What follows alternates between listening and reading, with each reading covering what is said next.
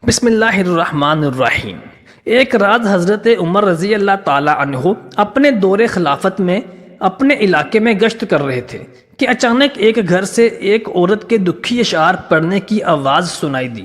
وہ گا رہی تھی جس کا مفہوم کچھ اس طرح تھا کہ اس کا شوہر سرحد پر تعینات ہے اور وہ اس کی جدائی میں بے قرار اور غمگین ہے۔ حضرت عمر رضی اللہ تعالیٰ عنہ نے اس عورت کا دروازہ کھٹکھٹایا اور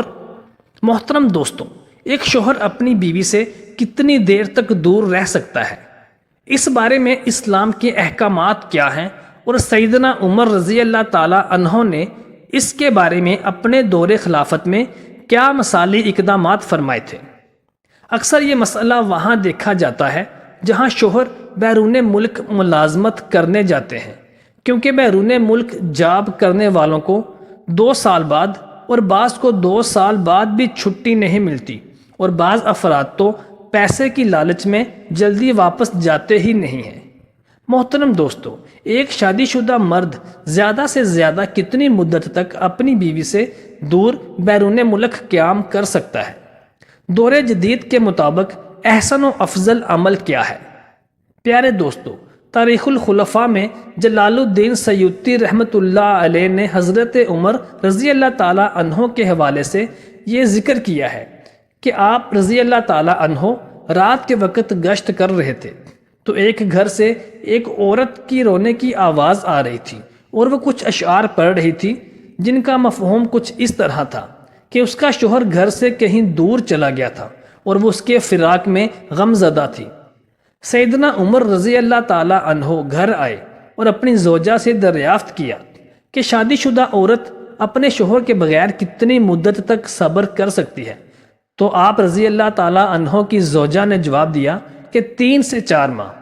آپ رضی اللہ تعالیٰ عنہ نے حکم جاری کر دیا کہ ہر فوجی کو 4 ماہ بعد ضرور چھٹی دی جائے تاکہ ہر فوجی اپنی بیوی کا حق ادا کر سکے۔ تاریخ الخلفاء حوالہ نمبر 142۔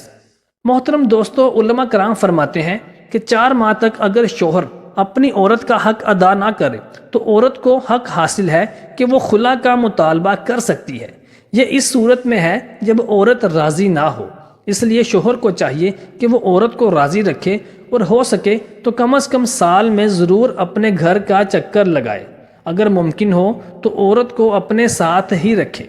پیارے دوستو، باہمی رضامندی سے اگر زیادہ وقت دور رہ سکتے ہیں تو اس میں کوئی حرج نہیں، لیکن اگر فتنہ کا خوف ہو تو پھر رضامندی بھی بے فائدہ ہے، کیونکہ زیادہ عرصہ تک گھر واپس نہ آنا بہت سے نقصانات کا باعث بن سکتا ہے۔